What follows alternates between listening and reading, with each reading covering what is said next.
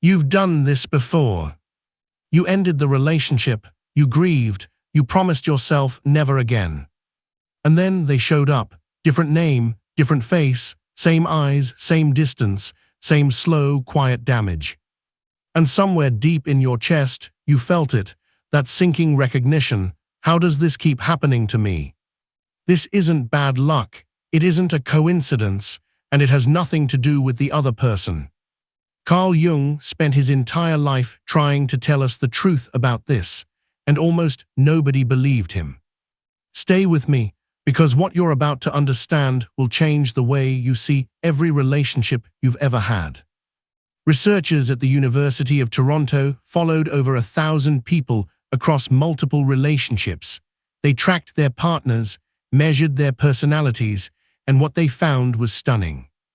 Despite conscious intentions to choose differently, despite the promises, the therapy, the self-help books, people kept selecting partners with nearly identical personality profiles to the ones who had already hurt them.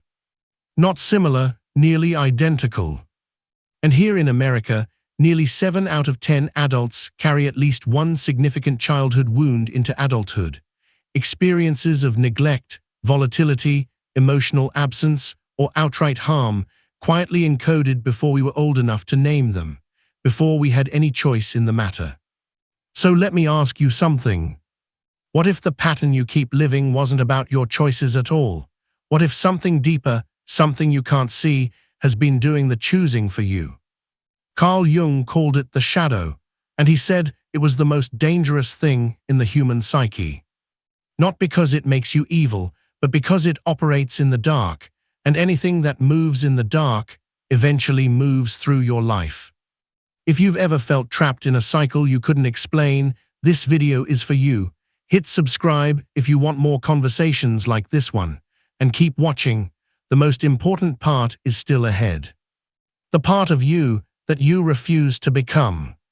When you were young, you learned very quickly which parts of yourself were acceptable. If expressing anger meant getting punished, you buried the anger. If showing vulnerability meant getting mocked, you buried the softness.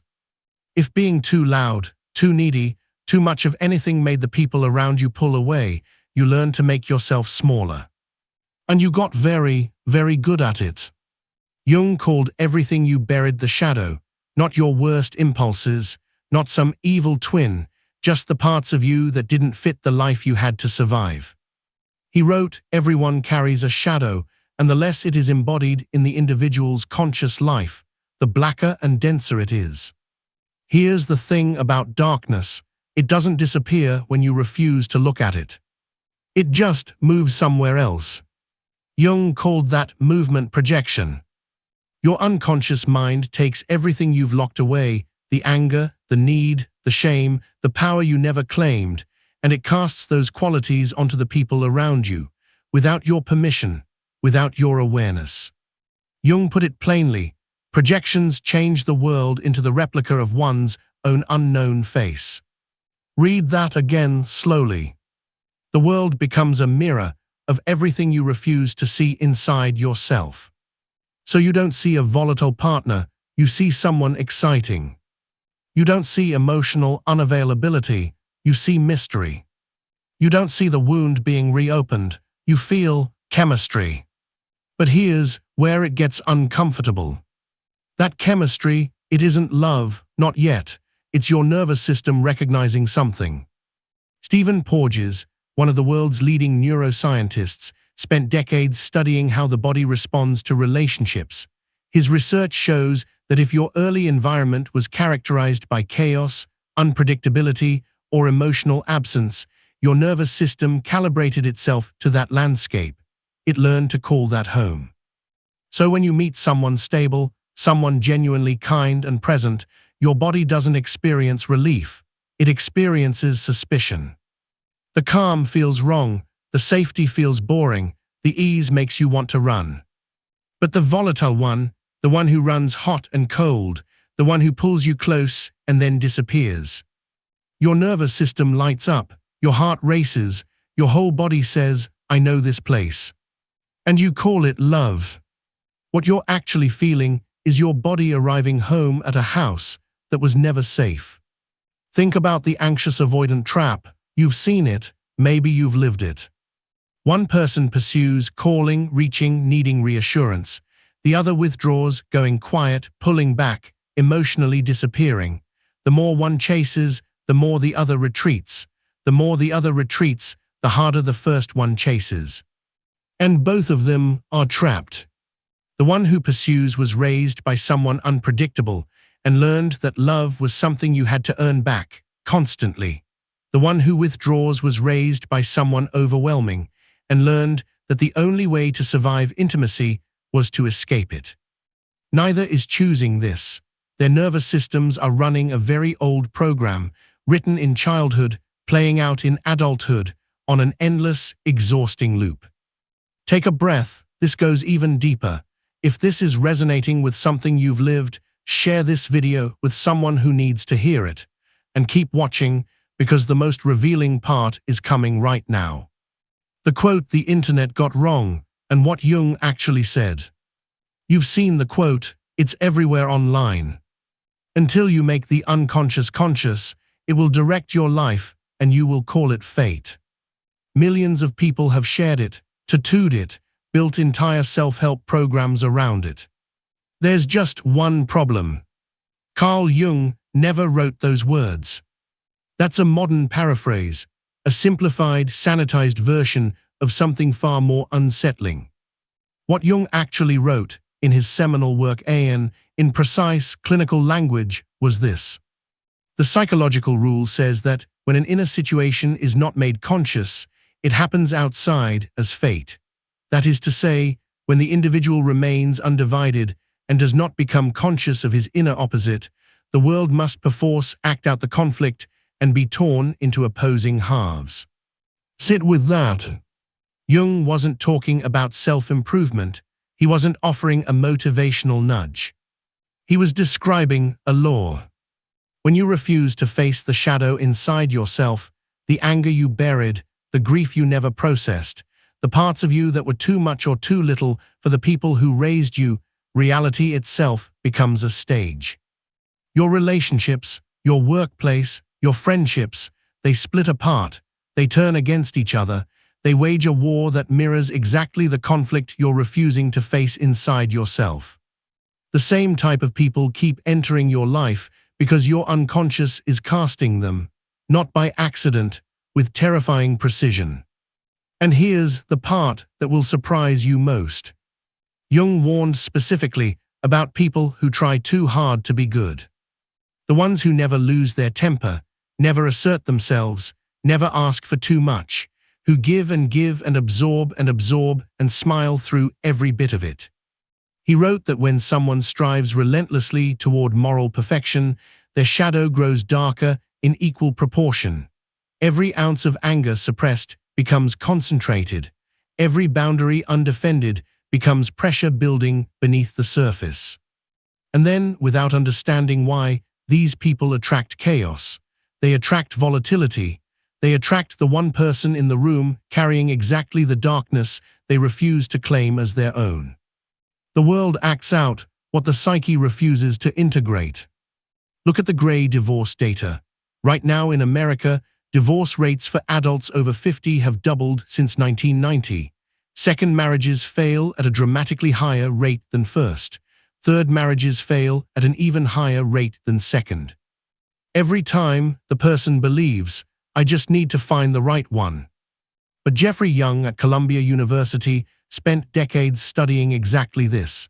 His research showed that people are drawn to partners who activate their earliest emotional wounds, and they experience that activation as chemistry, as connection, as soulmates.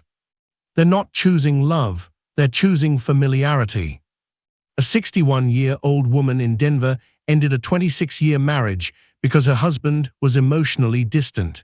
She was determined to find warmth. On dating apps, she chose a charismatic, intense man who seemed alive in ways her first husband never was. Within months, his intensity collapsed into criticism.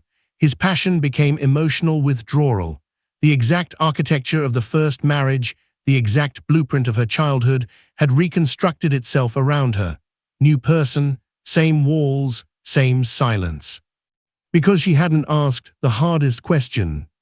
What is it inside me that keeps recognizing this person as home?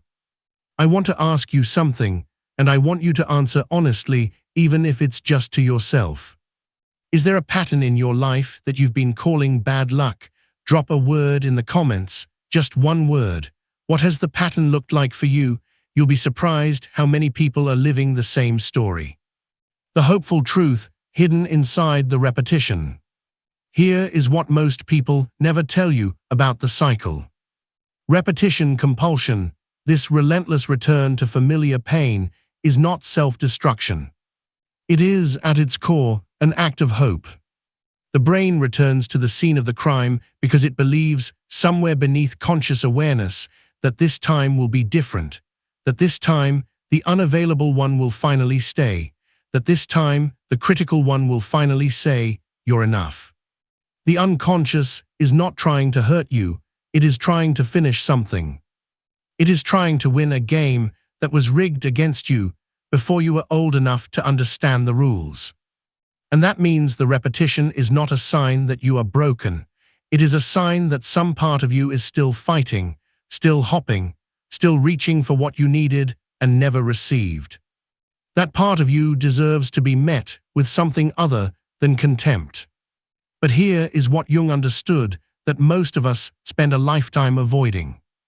You cannot win that game by finding a better opponent. You can only win it by stepping off the stage.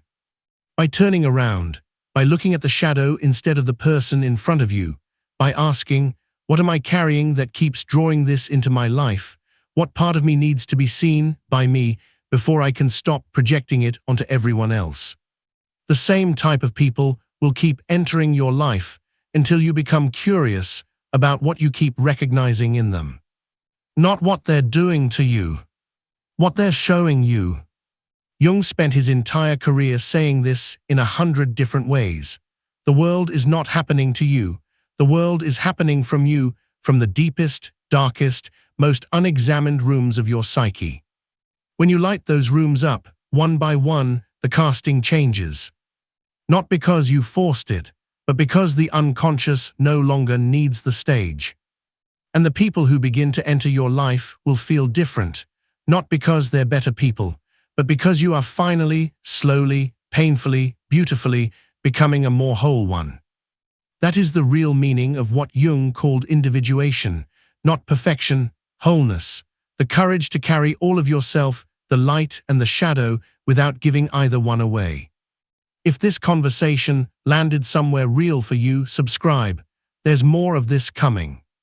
Next, we're going to explore something Jung called the persona, the mask you built to survive the world, and what happens to the real you while you're busy wearing it. That one might be the most important video we've made. I'll see you there.